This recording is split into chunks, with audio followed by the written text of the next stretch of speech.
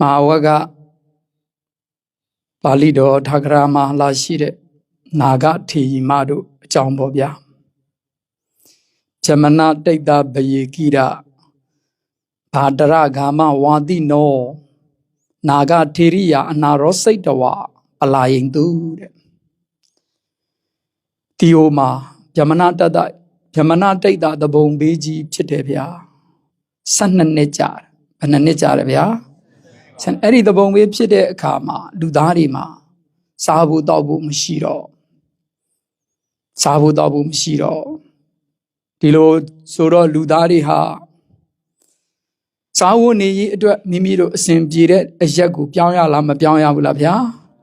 ဒီကြားတဲ့တဘုံဘေးကလည်းကြုံတော့တွေ့ရင်တပ်ဖြတ်ခံရတယ်လူသားစားတဲ့ပုံကိုယ်တွေနဲ့တွေ့ရင်အသက်ခံရတယ်အဲ့လိုခေတ်ဆိုးကာလမျိုးနဲ့ဒီဟိုတိရိလင်္ကာနိုင်ငံကြီးမှာရှေ့တုန်းကကြုံခဲ့ရတယ်တပည့်တို့အဲ့ဒီလိုအခါမျိုးမှာအဲ့ဒီဘာဒရရွာမှာနေကြတဲ့ရွာသူရွာသားတွေဟာညတွင်ချင်းသူတို့တွေထွက်ပြေးသွားကြတယ်အဲ့ဒီမှာနာဂထေရီမဦးစီးတဲ့ဘိက္ခုနီမ12ဦးကျန်တယ်ပေါ့မနဲ့မိုးလင်းတော့ထေရီမဘာသံမှမကြောက်ရွာသံတွေမကြောက်တော့အရွယ်ငယ်တဲ့ဘိက္ခုနီမလေးတွေကိုရွာရဲ့အခြေအနေကိုသွားပြီးစုံစမ်းခိုင်းတာသွားစုံစမ်းတော့တကယ်ပဲရွာလူတယောက်မှမရှိတော့အဲ့လိုဆိုတော့ယဟန်ဘဝယဟန်မဘဝဆိုတာတပိတ်ပိုက်ပြီးတော့ကောင်းစားရတဲ့ဘဝပဲရွာမှာလူမရှိတော့တပိတ်ပိုက်ပြီးဆွန့်ခံလို့ရသေးလားအဲ့ဒါတပြည့်တို့မှတ်တာယဟန်ဘဝဆိုတာလူသားတွေနဲ့ဆက်ဆက်နေတယ်ဘယ်သူနဲ့ဆက်ဆက်နေလဲလူသားတွေနဲ့ဆက်ဆက်နေတယ်တရားတော်မတွေဟာဒီသာသနာတော်ကြီးကိုတရားတွေပညာတရားတွေရှိပြီးအားပေးချင်းမြောက်ကြလို့ဒီသာသနာကြီးရှိတည်တတ်နေတာတပည့်တို့ဟုတ်ရလားမဟုတ်ဘူးလားတရားတော်မတွေစွန့်မလူတော့ဘူးဆိုရင်တပည့်တို့ဘာနဲ့စားမလဲစားစရာရှိပါတော့မလားရှိတော့အဲ့ဒီအတွက်တပည့်တို့ဟာဒီလိုဘေးအန္တရာယ်တွေကြုံလာရင်တရားတော်မတွေမှာလည်းဒုက္ခရောက်ကြရတယ်တိုင်းပြည်တွေစီးပွားရေးတွေပျက်စီးတာတွေအခုလိုဗျမနတိတ်တာတဘုံဘေးလိုဘေးဆိုးတွေနဲ့အမျိုးမျိုးကြုံရင်လူသားတွေမှာတပည့်တို့စွန့်လူပါတော့မလားလောင်းနိုင်ပါတော့မလားသူတို့ကိုယ်တိုင်တော့စားဖို့ရှိပါမလားမရှိဘူးအဲ့ဒီအတွက်တပည့်တို့ဘယ်လိုလုပ်မလဲဆိုတာဗုဒ္ဓရဲ့တရားတော်မှာတော့တပည့်တို့ရဲ့အဲ့ဒီအကြောင်းလေးဟာတော်တော်စိတ်ဝင်စားစရာကောင်းအဲ့ဒီမှာနာဂထေရီမလေးရဲ့စကားလေးသိကောင်းအဲ့ဒီဟာဘိက္ခုနီငယ်မလေးတွေကစွန့်လောင်းမဲ့လူမရှိတော့သူတို့တွေစိတ်တွေတောင်းကြံမလားမကြံဘူးလားကြံပြီးပေါ်စွန့်ငတ်မယ်ပေါ့9ရက်ဆိုသွားတော့မှလေပြန်တော်မူရမှာအဲ့ဒီခါမှာထေရီမပြောတဲ့စကားကောင်းတယ်မာတေတံဂတဘာဝံစိန်တရိဋ္ဌာရှင်မတို့ရေသင်တို့ဟာရွာသူရွာသားတွေသွားတာကိုသွားပြီးမကြံစီကြပါနဲ့ကွယ်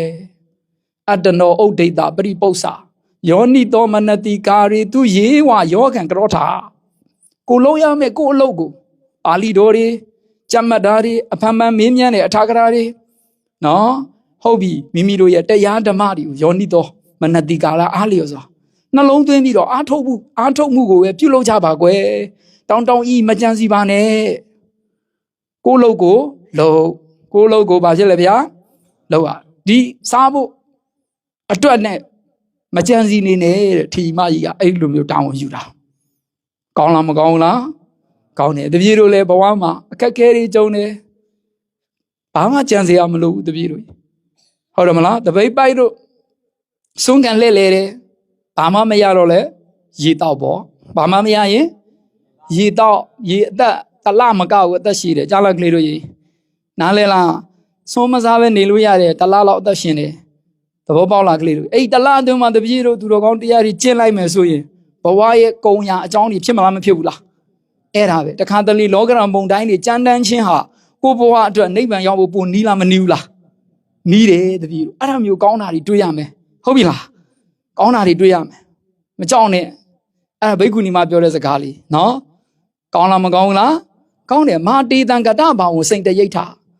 ဟုတ်လားသူတို့သွားတာကိုသွားပြီးတော့မကြံစီနေနဲ့ကွယ်အတ္တနောဥဒိတပရိပု္ပ္ပာယောနိတောမနတိကာရီသူယေဝယောကံကရောထာသိကောင်းကိုလုပ်တယ်ကို ကိုလိုတပြေတို့သာသနာမှာကိုလိုကဘာလဲပရိယပฏิပတ်ဒါကြောင့်ပါဠိတော်အထာကရာတွေသင်ယူမေးမြန်းတာဆွေးနွေးတာတွေတရားနှလုံးသွင်းမှုတွေကိုပဲပြုလုပ်ပါကွယ်ဆိုပြီးတော့ထေရီမတွေကအဲ့လိုပြောပြီးတော့ဆွမ်းခံခြင်းရောက်တော့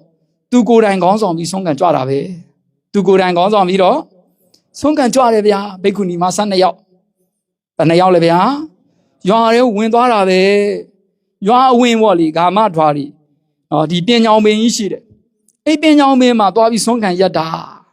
ရုပ်ကစိုးနမင်းကြီးကလူရောင်ဖန်ဆင်းပြီးတော့ဆွမ်းလောင်းရတယ်တဲ့ဘယ်သူကဆွမ်းလောင်းတယ်တဲ့ရုပ်ကစိုးနမင်းကြီးဆွမ်းလောင်းတယ်တို့ရေတို့ပုံမြင်လို့မထင်နဲ့နော်ဒါတကယ်ဖြစ်ရမှန်ဒီကြားလာတပြေတို့ရေဒီနေ့ခေတ်လူတွေကိုပြောရင်တော့သူတို့ပြောကြမှာပေါ့ဟုတ်တော့လားဓမ္မရဲ့စွမ်းအင်နေရမမြင်နိုင်တဲ့စွမ်းအတ္တိတွေရှိတယ်တပြေတို့ကိုလုံးရမယ်ကိုရဲ့သာသနာတော်ရဲ့အကျင့်မြတ်ကိုသာကောင်းစွာကျင့်ဘာမှစိုးရင်စရာမလိုဘူးတဲ့ဘေးအနိမယုတ်ကစုံကပြောလိုက်တယ်ရှင်မတို့ဘယ်မှမကြွားကြပါနဲ့တပြေတော့ပြုစုလုပ်ကျွေးပါမယ်တဲ့ကြည်စံကြားလားတပြေတို့ရေအဲ့ဒီမှာဖြစ်နေပြီဗြဟ္မဏတိတ်တဘေးဖြစ်တာ9နှစ်လောက်ကြာသွားပြီကြားလားဗျာနောက်9နှစ်ကိုဖြတ်ကျော်ဖို့တပြေတော့ပြုစုလုပ်ကျွေးမှာတဲ့နေ့တိုင်းဒီမှာပဲဆုံးကန်ကြွားမကောင်းဘူးလားကောင်းလားတိတ်ကောင်းတယ်နော်တပြေတို့အဲ့ဒါနဲ့ကိုဒီထေရီမတွေအစဉ်ပြေသွားတာကိုရဲ့ပရိယပฏิပတ်သာသနာလုပ်ကိုပဲတောထဲမှာအားထုတ်ကျင့်ကြံအားထုတ်ရတာဘလောက်ကောင်းလဲအဲ့ဒါတပြေတို့ဆရာတော်ပြောချင်တာလောကမှာဒီလိုတရားတော်မတွေဟာဒုက္ခတွေရောက်တတ်တယ်အခက်အခဲတွေကြုံလာရင်တပြေတို့ကကိုယ့်ရဲ့တန်ခါကိုပြုစုလုပ်ကျွေးဖို့အကျင့်တစ်ခုကိုကျင့်ထားရမယ်အဲ့ဒီအကျင့်မြတ်အောင်မြင်ရင်ရုပ်ကစိုးနတ်မင်းကြီးတွေကဆွန်းလောင်းရတယ်တပြေတို့ရဲ့ဒါရင်မဟုတ်သေးဘူးကလေးတီလာကိုတကယ်အတ္တတမြချစ်ပြီးဖြစ်ကျင့်ရင်လေနတ်ကောင်းနတ်မြတ်တွေစောက်ရှောက်ပြီးတော့ဆွန်းလောင်းတာလည်းရှိသေးတယ်အဲ့ဒါနဲ့ဆက်ပြီးတော့တပြေတို့ရဲ့အဲ့ဒီနာဂထေရီမမှာသူ့ရဲ့မောင်လေးရှိတယ်နော်ကနိဋ္ဌဘာတနာဂထေရီနော်နာဂထေရီရလည်းပဲအစင်မပြေတော့ဘူးတီကိုကျွန်းမှာနေရတာသမုဒ္ဒရာတစ်ဖက်ကန်းကိုသွားတော့မယ်ဆိုတာအိန္ဒိယနိုင်ငံကိုကူးမပေါ့ဒါပေမဲ့သူ့ညီမလေးကိုသူ့ရဲ့အမတော်ကြီးကိုတွေ့ဆုံလိုက်အောင်မယ်ဆိုပြီးတော့ဘာတရရွာကိုယဟန်တော်12ပါးနဲ့သူကြွရောက်လာတယ်တော်ထဲမှာတညသတင်းသုံးပြီးတော့အဲ့ဒီမှာမနက်တော့သူ့ရဲ့ထေကြီးမလာတွေ့သူ့ရဲ့အမတော်လာတွေ့တယ်တွေ့တော့အဲ့ဒီမှာသတင်းသုံးတဲ့လာပြီးတော့နှုတ်ဆက်တဲ့အကြောင်းပြောတော့အဲ့ဒီမှာအမတော်ဟာဆွန့်ခံပြီးတော့သူ့မောင်တော်ကိုဆွန့်ကတ်လှူဒန်းပါတယ်တဲ့အမတော်ကဘာလုပ်တယ်တဲ့ဆွန့်ကတ်တယ်နော်ဘိက္ခုနီမဆွန့်ကတ်တယ်အဲ့ဒီခါမှာနာဂမထေရစဉ်းစားတယ်တပည့်တို့ဆိုစဉ်းစားကြည့်ဒီလောက်ငတ်ပြတ်နေတဲ့အချိန်မှာဆွန့်လှူတယ်ဆိုတာဒီဆွန့်ဟာဘလောက်ထိတန်ဖိုးကြီးတယ်ဆိုတာတွေးကြည့်ရင်သိလားမသိဘူးလားဗျာဒါပေမဲ့တီလာကိုအတ္တတများချစ်တဲ့ယဟန်မြတ်တွေဟာအစာအာဟာရကိုမတတ်မှတ်ဘူးတပည့်တို့ဒီအာဟာရကြောင့်ဝစီဝိညာဉ်ကိုထုတ်ဖော်ပြီးတော့စားတော့ရတဲ့ဒီလိုအလုံးမျိုးဘယ်တော့မှမလုပ်ဘူးဥမကြီးကထွက်ပြီးတော့ဘိုက်တွေကပေါက်ထွက်ပြီးဥမကြီးကထွက်ပြီးအစာရှားရင်စားနေပါစေဘယ်တော့မှမတောင်းစားဘူးအဲ့ဒီလိုသဘောမျိုးနဲ့မေးတယ်ဝဋ္ဌိတတိဘိက္ခုနီအဆက်ရလားလို့မေးတယ်တဲ့ဘယ်လိုမေးတယ်တဲ့အဆက်ရလားတဲ့ကြည်စမ်းဝီဒီကိုအဲ့လောက်ထိချစ်တာဘာလို့လဲဒီလိုခက်ခဲတဲ့အချိန်မှာဒီစွန်းဆိုတာလွယ်ပါမလားဗျာမလွယ်ဘူးလေလူတွေလည်းမရှိဘူးအဲ့ဒီကမှထေရီမကဘာပြောလဲဆိုတော့နော်ကုတ်ကုတ်ဆံအကတ္တဝါကုတ်ကုတ်ဆောက်မဖြစ်စေနဲ့နော်ကုတ်ကုတ်ဆောက်မဖြစ်စေပါနဲ့တဲ့ဓမိကောပိန္ဒပါတော့ဒီစွန်းဟာဓမိကတရားရှိပါတယ်ဗျာတရားနဲ့ရှင်ပါတယ်ဗျာနော်ကုတ်ကုတ်ဆံအကတ္တဝါပရိဘုံစထဗန္တေနည်းနည်းမှတန်တရားကုတ်ကုတ်စာမဖြစ်ပဲနဲ့ဖုံးပေးသုံးဆောင်တော်မူပါဗျာကြည်စမ်းအဲ့ဒီခါမှာစက်မေးမထေရဆက်ပြောတယ်ဝဋ္ဌိတတိဘိက္ခုနီအဆက်ရလားသံမေးတာချမ်းလာတဲ့တွေဘာကြောင့်လဲဆိုတော့ဘိက္ခုနီမပေးတဲ့လက်ကပေးတဲ့ဆုံးကိုယဟန်တော်ဒီမှာကဒီမစားရအောင်မလုပ်ရဘူးလေစားရအောင်ဘုန်းကြီးတို့ဘိက္ခုနီဝတ်မှာဘိက္ခုနီပြိပါစိတဆိုတဲ့တိတ်ခါဘုတ်တစ်ခုကိုရည်ရွယ်တယ်လို့ယူဆရတယ်နော်ဒီမထေရဝီနီးကိုတအားကိုချစ်တာအဲကြောင့်ဘိက္ခုနီမအဆက်တယ်မောင်တော်ဖုံးပေးပါလို့ပြောတာတခါတည်းမဖုံးတော့သူ့တပိတ်ကိုလွတ်လိုက်တာကောင်းကင်မှာတက်သွားတပိတ်ပဲရောက်သွားတယ်အာကာသီထတ်တော်ကောင်းကင်မှာတည်နေတာအဲ့ဒီကမှဘာပြောလဲဆိုတော့နာဂမထေကသူ့ရဲ့အမတော်နော်ကောင်းကင်ကိုတက်ပြီးတော့နော်ထမ်းပင်9ပင်လောက်မြင့်အောင်တက်နေပါစီအောင်တဲ့ ဘိက္ခုနီမဆုံးอ่ะဘိက္ခုနီမဆုံးပါပဲတဲ့နားလည်လားကလေးတို့ရေအဲ့လိုတီလာကိုအယမ်းချစ်တာသူတော်ကောင်းကြီးတွေဟာအဲ့ဒီခါမှာနှမတို့ကျန်တဲ့ဘိက္ခုနီမတွေကိုလည်းပြောပြီးတော့မမေ့မလျော့မပေါ်မဆနေထိုင်ကြအပမတာဟောထသူတို့သွားတော့မယ်ဆိုနှုတ်ဆက်ပြီးတော့ကြွားသွားတယ်တဲ့မထေကြီးဟာကြည်ညိုကောင်းလားမကောင်းဘူးလားစွန်စားပါလားတေးခြင်းတေးပါစေစွန်မစားဘူးတပြည့်တို့ဝီနီကိုအလောက်ထိဝီနီကဂရုကသူတော်စင်ကြီးတွေတပြည့်ငယ်လေးတို့အဲ့ဒီလိုမျိုးသာသနာတော်မှာတမိုင်းတွင်ခဲ့တာအဲ့ဒါတမိုင်းတွင်ခဲ့တာတပြည့်တို့ရေဘာဖြစ်လို့လဲ तू ကဘိက္ခုနီမဆုံးကိုစားလိုက်မယ်ဆိုရင်နောင်တစ်ချိန်ဒီဘေးတွေဆိုတာကနော်အမြဲတမ်းဖြစ်နေမှာမဟုတ်ဘူးဟာလားဘယေရူပတန်တွေဘေးတွေငြိမ်းအေးသွားတဲ့အခါမှာကြာရင်ဒီလိုသူတို့စင်တွေကတရားဟောရတာမျိုးရှိလားမရှိဘူးလားရှိတယ်မိမိရဲ့တပြေးပြိတ္တတွေကိုပြန်ဟောရတဲ့အခါမှာလည်းရှိတယ်အရိယာဝန္တတရားတော်တွေကိုဟောကြားရတဲ့အခါမှာသူဟာဘိက္ခုနီမဆုံးကိုစားခဲ့ပါတယ်ဆိုရင်ကိုလိပ်ပြမလုံဘူးလေကျမ်းလာတည်းတွေရေဒါကြောင့်မို့သူတော်စင်ကြီးဟာမစားဘူးတဲ့အနာဂတ်တိတွေးပြီးတော့ကိုမစားခဲ့တာအဲ့လိုတီလာကိုချစ်ခဲ့တဲ့တပည့်တို့သာသနာတော်ကြီးမှာစဉ်းစားကြတပည့်တို့အဲ့ဒါတွေးကြအဲ့လိုနဲ့အရှင်မြတ်ကြီးကြွသွားတယ်အဲ့ဒီဘာဒရရွာကိုဖြတ်ပြီးသွားတဲ့အချိန်မှာရွာထိပ်တဲ့ရောက်ရောရုပ်ကစိုးကြီးကကြည်နေတာတဲ့အဲ့ဒီဘိက္ခုနီမပေးတဲ့ဆွန်းကိုဒီမထေစားမယ်ဆိုရင်တဲ့ငါဒီမထေကြီးကိုပြန်ပြီးမပင့်တော့ဘူးပေါ့ပြန်မနစ်စေတော့ဘူးနာနိဝတိတ်တတိလို့သုံးနေစပါပြန်မနစ်စေတော့ဘူးပေါ့အကယ်၍အခုတော့မစားဘူးဆိုတော့အယမ်းကြည်ညိုသွားတယ်တဲ့ရုပ်ကစိုးကဘာဖြစ်တဲ့ကလေးတို့ရေအယမ်းကြည်ညိုသွားတယ်ဘာဖြစ်လို့ကြည်ညိုတာလဲမေးရင်တီလာကိုချစ်လို့ဘာကိုချစ်လို့အဲ့ဒါတပြေတို့မှတ်တာနတ်တွေချစ်တယ်ဆိုတာတီလာကိုတကယ်ကိုအတ္တတမြချစ်တဲ့သူတော်စင်တွေကိုနတ်တွေအယမ်းချစ်တဲ့တပြေတို့ဒါကြောင့်တပြေတို့တီလာကိုမလေးမစားမယုံမသေးအမြဲတမ်းတီလာတွေချိုးဖောက်ဖျက်ဆီးနေမယ်ဆိုရင်တပြေတို့နတ်တွေရဲ့ဆောက်ရှောင်မှုခံရမလားမခံရဘူးလား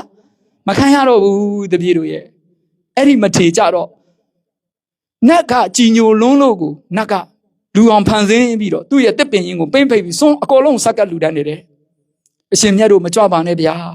ဒီမှာပဲသတင်းသုံးပြီးတော့စွန်းခံကြွတော်မူပါဗျာသူပိမ့်ဖိတ်တာတယ်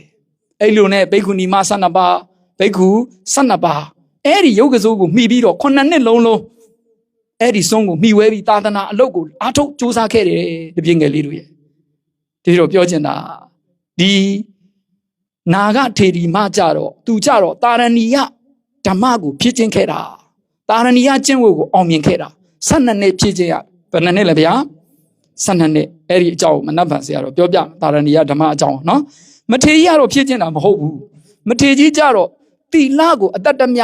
ချစ်မြတ်နိုးတဲ့ဂုံရီစွမ်းအင်ကြောင့်ရုပ်ကစိုးနတ်ကြီးကကြည်ညိုပြီးအဲ့လိုဆွန်းဆက်ကလူတန်းတာတာရဏီယဓမ္မဖြစ်ခြင်းအောင်မြင်တဲ့ပုဂ္ဂိုလ်ကကြိုက်တဲ့သစ်ပင်မှာသွားအကုန်လုံးရုပ်ကစိုးနတ်တွေကဆွန်းတောင်းတယ်လို့ဒီလိုစာကားဆိုတယ်နတ်တွေကြောင်းကြဆိုင်ရတယ်ဒီဝတ္တဥတ္တုကံကရိတန်တိဆိုတာအဲ့တပြေလိုမှတ်ထားဟုတ်ပြီလားဒါကြောင့်ဒီနေ့ဒီလောက်နဲ့တပြေငယ်လေးတို့သဘောပေါက်ကြရမယ်သာသနာတော်ကြီးမှာဘေးအန္တရာယ်တွေကြုံလာရင်ကိုယ့်ရဲ့အာဆွမ်းတတိတွေကိုအားကိုးတော်မူကြပါအခုတည်းကနဲ့တပြေငယ်လေးတို့ဟာကိုယ့်ရဲ့အာဆွမ်းတတိလို့ခေါ်တဲ့ပရိယတ္တိစွမ်းအားတွေပฏิပတ်တိစွမ်းအားတွေကိုတကယ်အားကိုးလောက်အောင်ကိုစီကျင့်ကြံအားထုတ်တော်မူနိုင်ကြပါစေဂုဏ်တည်း